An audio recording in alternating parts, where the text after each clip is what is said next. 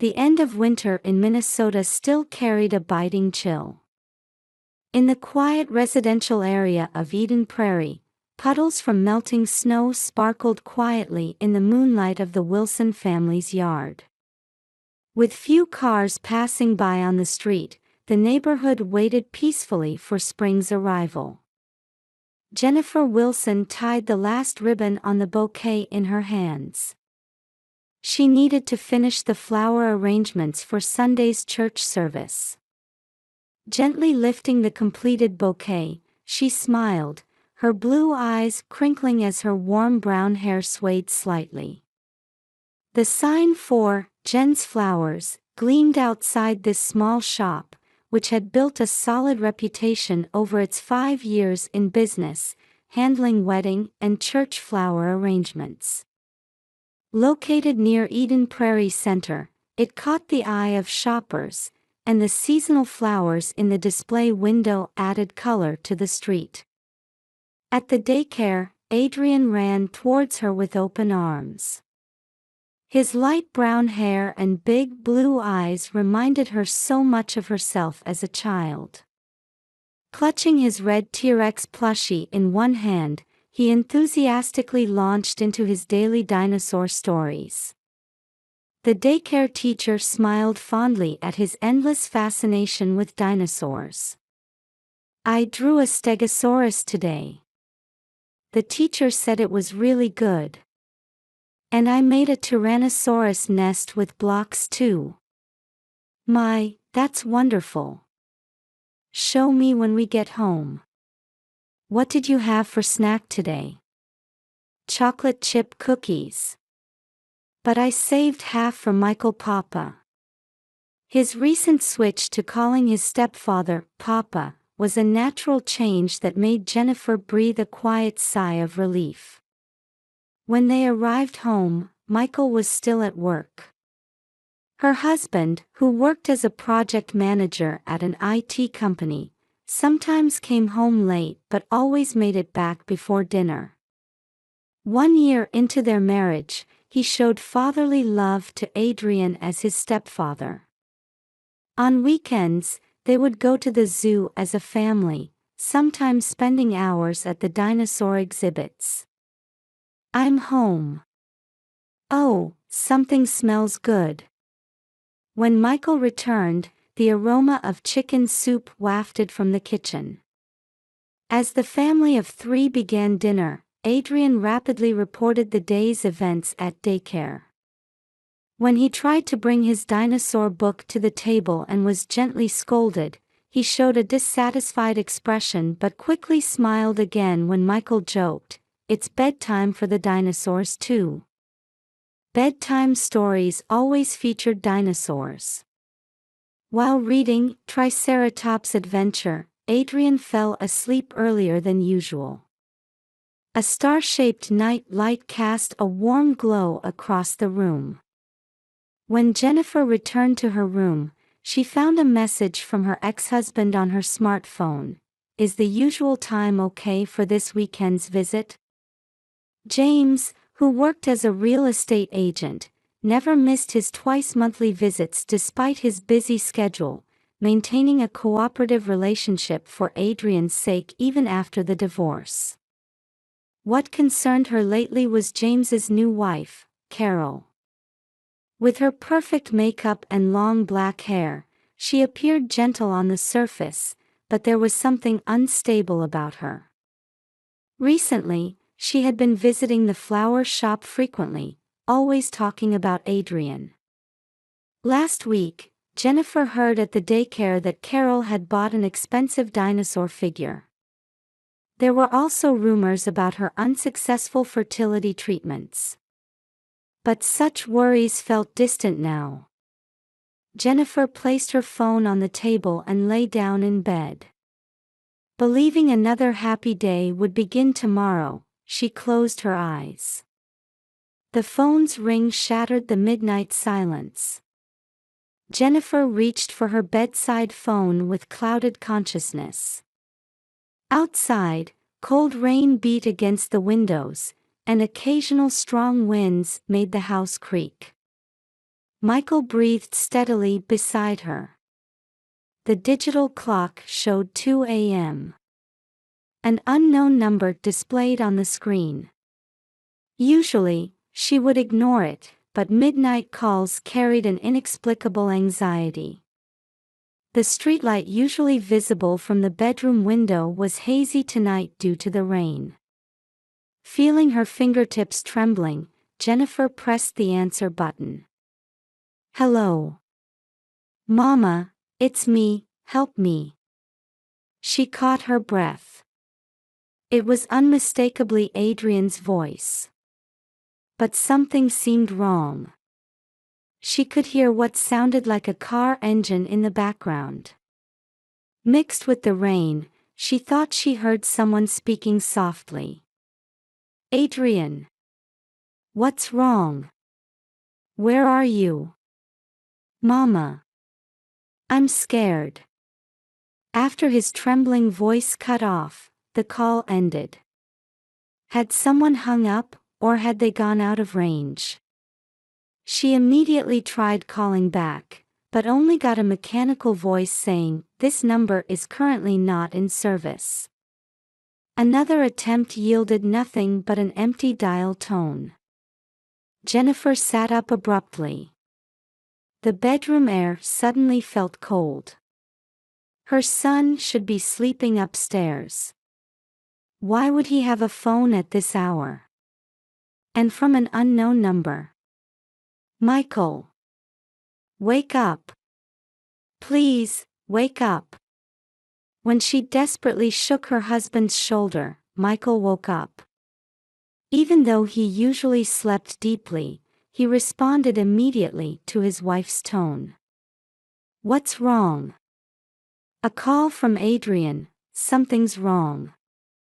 From an unknown number, but it was definitely his voice. He said, "Help me." Before she finished speaking, Michael jumped up. They hurried into the hallway. Their footsteps up the stairs seemed louder than usual. The wooden floor made ominous sounds. The family photos on the wall looked like strangers' memories. Jennifer touched the doorknob with trembling hands. Her heart was pounding. She had to open it. But she didn't want to. Such contradictory emotions washed over her. In her head, the voice from the phone call kept repeating. The door opened. The room was dark. But they immediately noticed something was wrong.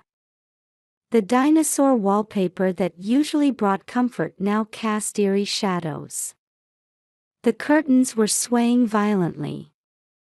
The window was wide open, letting in cold wind and rain. Puddles had formed on the floor. Raindrops glistened between scattered toys. Dinosaur figures lay scattered like silent witnesses. "Adrian." The bed was empty, its sheets disheveled. The red T-Rex plushie that he always slept with lay fallen by the pillow. The warm feeling of when she had handed it to him last night with a "good night" now felt like a distant memory. He's gone. Adrian is gone. In a panic, Jennifer searched the entire room. The closet, under the bed, under the desk. The usual hiding spots for hide and seek were now only sources of fear. He wasn't anywhere. "I'm calling 911. Michael shouted while pulling out his phone. Through the window, did someone come in? But why a second-floor window? Just then, they began to hear sirens in the distance. Was it coincidence, or had someone already called? The sound gradually grew closer. But to Jennifer's ears, it seemed to come from the ends of the earth. She collapsed to her knees while clutching the red T-Rex plushie. She could still feel her son's body warmth in it. The moonlight reflected in the wet floor wavered and distorted. Why? She could hear Michael talking to the 911 operator in the distance. Yes, a 4-year-old boy. Brown hair, blue eyes, last seen at bedtime around 8 p.m. The police sirens were getting closer. But her head was filled with just one voice. Mama, it's me, help me. That voice froze her heart. That voice was unmistakably Adrian's. The room's air grew even colder. Outside, the rain intensified, and raindrops blew in through the open window. The sound of rain hitting the floor echoed like the ticking of time. Marking the broken daily life, the irretrievable reality. And suddenly, the doorbell rang. The police had arrived. Mrs. Wilson. 2 uniformed officers stood at the entrance with flashlights. Their light illuminated the dark house. It felt unreal. Like a scene from a movie. But this wasn't a nightmare movie. Her son was gone. Someone had taken him. And that someone was a person who could either imitate Adrian's voice or make Adrian say things. Jennifer's mind flashed to that perfect makeup and long black hair. The recent unnatural behavior, the excessive interest in Adrian. But surely not. It couldn't be. She didn't want to believe it. Sirens echoed through the quiet residential streets of Eden Prairie. Like an announcement that the peaceful daily life would never return. Could you tell us again about the phone call in detail? Among the police officers gathered in the living room, a thin middle-aged man who introduced himself as Detective Johnson asked Jennifer in a quiet voice. Outside was still dark, and though the rain had lightened, the tension in the house showed no signs of easing. At 2 a.m., a call from an unknown number. Jennifer began speaking with a trembling voice. Michael placed his hand on her shoulder, gently supporting her. The police had already sent a forensics team upstairs to investigate Adrian's room. How long did the call last? 15 seconds, no, maybe 20 seconds. I heard what sounded like a car engine in the background. Just then, a forensics officer came downstairs. Detective Johnson, we found ladder marks outside the window. It appears someone used a ladder. The detective's expression tightened. Mrs. Wilson, your ladder. It's stored in the shed. The forensics officer immediately went to check the shed. A few minutes later, he returned shaking his head. The ladder was in its place. The kidnapper must have brought their own ladder. Evidence suggesting a premeditated crime was piling up one after another. At 5 a.m., they began canvassing the neighborhood. Uniformed officers went door to door along the dark streets. However, no residents had noticed any suspicious sounds or cars amid the night's rain.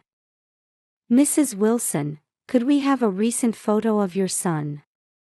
As she handed over the photo, yesterday's events raced through Jennifer's mind like a film strip. Picking him up from daycare. His smile at dinner. Reading bedtime stories. Everything had been such a normal, happy daily routine. As morning arrived, reporters began gathering in front of the house. Local TV and radio station vans arrived one after another. The Eden Prairie Police Department PIO began preparing for the first press conference. Jennifer stared blankly at her son's smiling face being broadcast on TV as camera flashes went off. At 9 a.m., a Child Protective Services representative arrived. The young female social worker began asking questions in a gentle tone. Have you noticed any recent changes in your child's behavior? Are there any issues in your family relationships? Each question made her feel like she was being blamed. But Jennifer told herself this was standard procedure. New reports came in from the police. Fingerprints collected from Adrian's bedroom window were being compared with their database. Meanwhile, investigators tracking suspicious call records had determined that the problematic phone number came from a disposable cell phone. Mrs. Wilson, Detective Johnson approached again. We've contacted your ex-husband and his wife. They say they're heading here now. At those words, Jennifer felt her heart stop for a moment. Carol. She was coming. The recent unnatural behavior flashed back like a flashback. But should she voice her suspicions? Without any solid evidence. Near noon, Adrian's father James arrived with his wife Carol. How could this happen? James was visibly distraught, firing questions at the police officers one after another. Beside him, Carol stood expressionless, wearing black sunglasses. What time did you go to bed last night? The detective asked Carol. Around 11 p.m. At our home in Minneapolis. Together? Yes, of course. Just then, Jennifer's cell phone rang. From an unknown number. The room's air froze. As police officers prepared to record, she nervously answered the phone. Hello. But the other end was wrapped in silence. She could faintly hear what sounded like someone breathing. Adrian. At that moment, the call ended. The police technical team immediately began tracing the call's origin. Behind Carol's sunglasses, Jennifer thought she saw something move. We've received a report from an employee at Mirror Hills Supermarket. They've taken custody of a crying boy in the parking lot.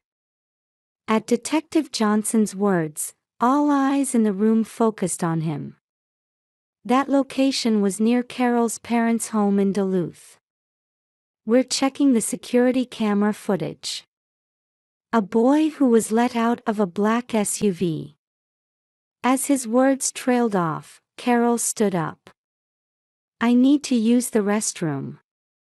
As she tried to leave the room, an officer quietly blocked her path. Mrs. Carter, could we talk a bit more? The color drained from Carol's face. A bead of sweat rolled down from the edge of her sunglasses. A police technician pointed to a laptop screen. A black SUV parked in a dark parking lot.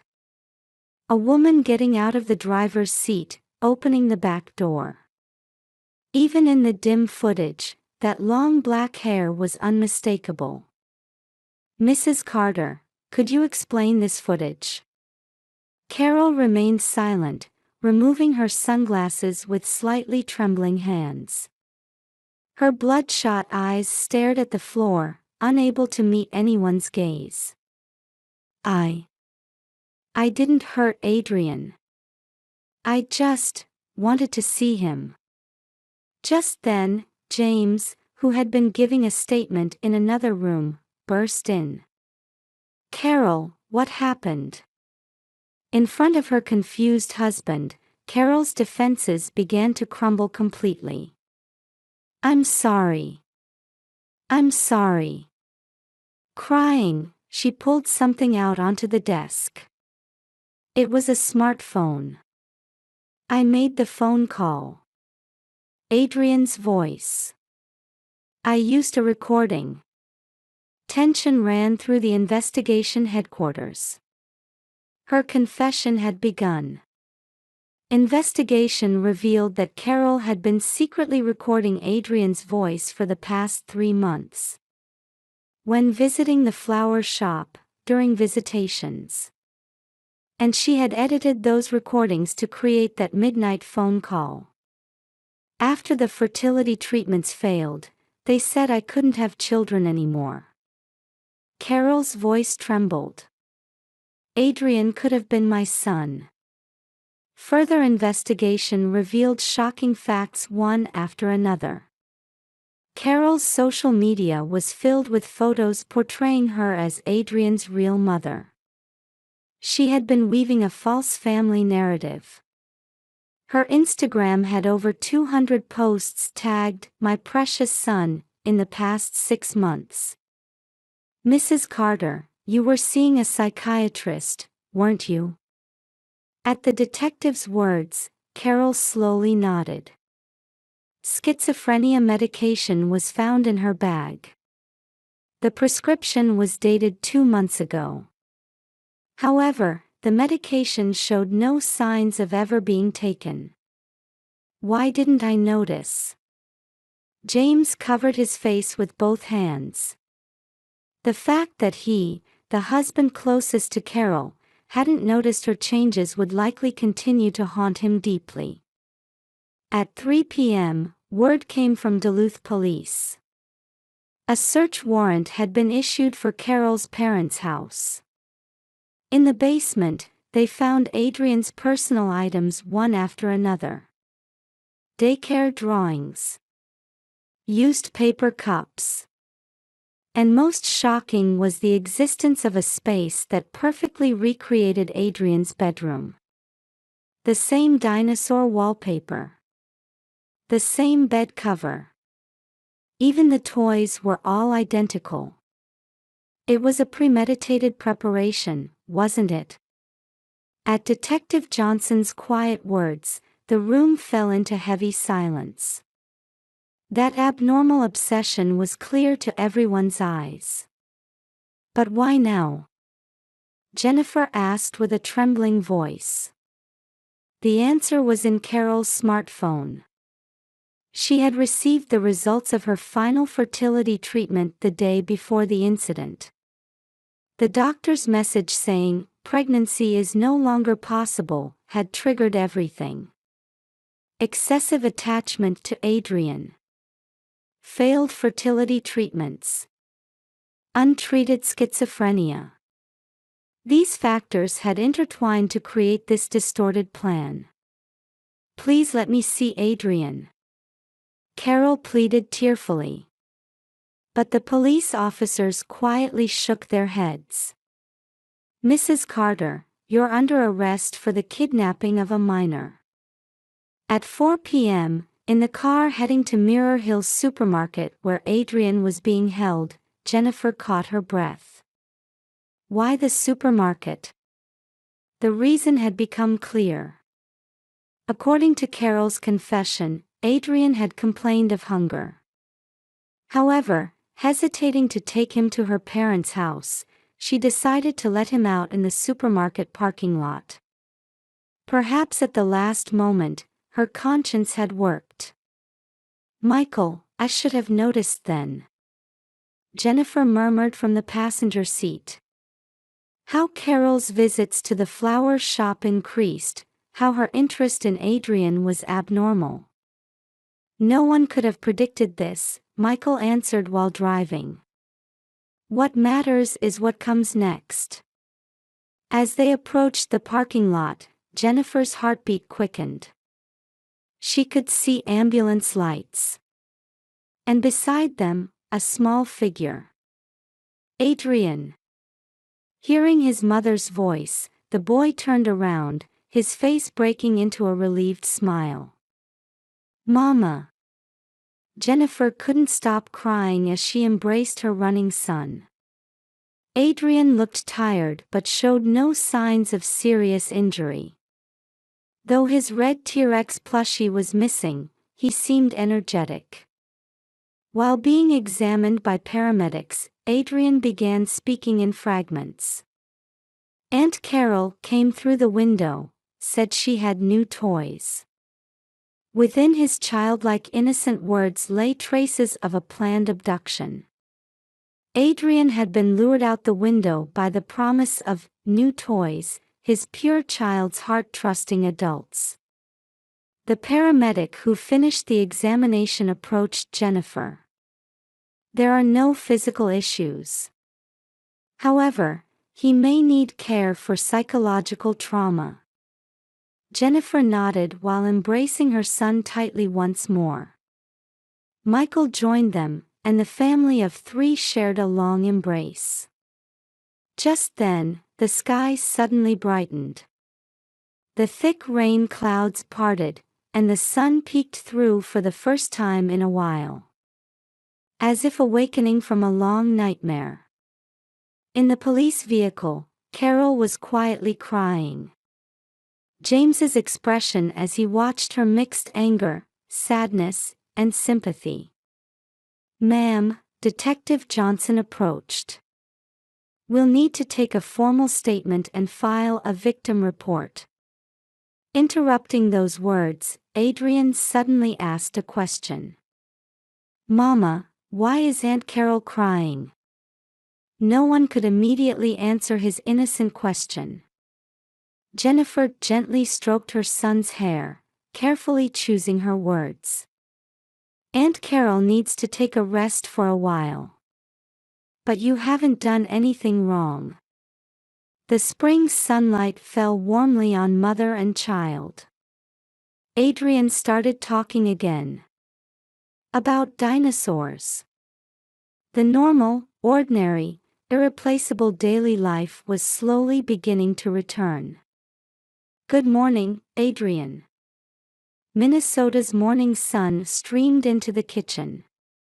6 months after the incident, in September, the street trees were beginning to change color, announcing autumn's arrival. "Good morning, Mama.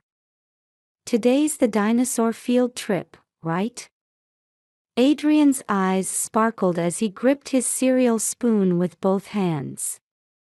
The daycare had organized a special trip to the Science Museum of Minnesota's exhibition, World of Dinosaurs. Since that day, Adrian had been visiting a child psychologist once a week. "Children recover from trauma faster than adults," the counselor had said. However, he still sometimes had nightmares in the middle of the night. "Michael Papa, are you coming home early today?" "Yes, I promised." "It's a special day," Michael answered while drinking his coffee. Today was also the day Carol's sentence would be handed down. After the incident, the facts revealed by the investigation were more serious than expected. Carol had shown early symptoms of schizophrenia 2 years ago but hadn't received proper treatment. The failure of fertility treatments and the resulting psychological stress had contributed to worsening her symptoms. Before sentencing, expert psychiatric evaluation was conducted. As a result, Carol was determined to have committed the crime in a state of diminished capacity. The prosecution was seeking mandatory treatment at a specialized medical facility rather than prison time. "Jen, are you okay?" Michael asked worriedly. "Yes. I was just thinking.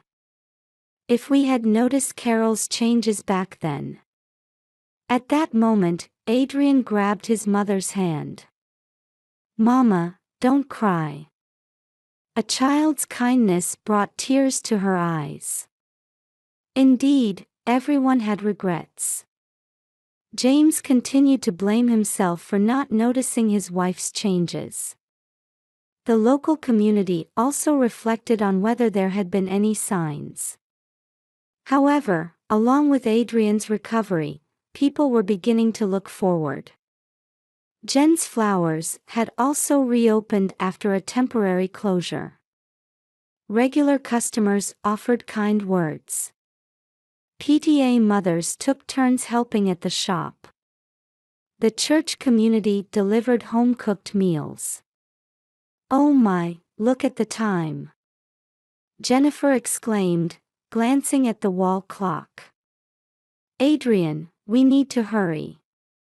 While fixing her son's hair, she glanced at the entrance. The green lamp of the newly installed home security system blinked quietly. Since that day, security awareness had increased in the neighborhood. Twice as many residents now attended the regular neighborhood watch meetings. "We're off." Adrian bounded out, clutching his new red T-Rex plushie.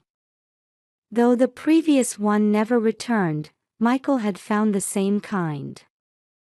Arriving at daycare, the teacher greeted them warmly. They too had been watching over Adrian's changes. "Mrs. Wilson, we heard about today's sentencing. Please take care." In the car heading to the courthouse, memories of the spring incident flashed by like a film strip. The midnight phone call, the open window, and the reunion in the supermarket parking lot.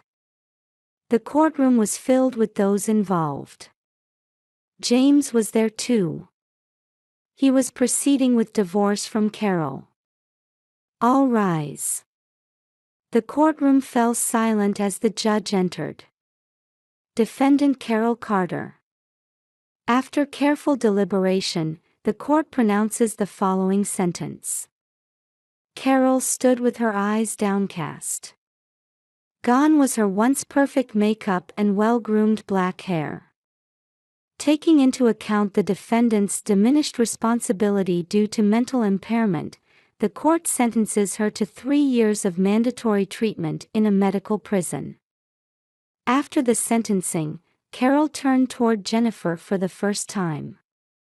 "I'm sorry." Those words carried sincere remorse. Outside, the autumn sunlight was bright. "It's finally over," Jennifer sighed deeply. In the afternoon, when she went to pick up her son at the Science Museum, Adrian came running up with sparkling eyes. "Mama." The Tyrannosaurus bones were life-sized. Her son's innocent smile warmed her heart. In the evening, stopping by the flower shop, ordered bouquets were lined up. Arrangements for weddings and hospitals. And one small bouquet. It was to be delivered to the medical facility where Carol would be confined. "I wonder if this is right," Jennifer hesitated but added a card. "Wishing for your recovery." Returning home, Michael had started preparing dinner. A new dinosaur drawing by Adrian decorated the table. "Hey, why don't we eat in the garden tonight?" Michael suggested. "It's been a while since we've watched the stars." The early autumn breeze was pleasant, and the family's laughter around the garden table echoed through the quiet residential area. Adrian, with his new T-Rex on his lap, started talking about dinosaurs again. His voice seemed to announce that a new normal had returned to this house and to the town, along with certain hope. The smartphone on the table lit up. A message from the hospital. Regarding Adrian's next counseling session. Looking at the screen, Jennifer was thinking. The wounds hadn't completely healed yet. But maybe that was natural. What mattered was moving forward, one step at a time. In the sky, autumn constellations began to shine. And this family's story too was beginning to turn to a new page.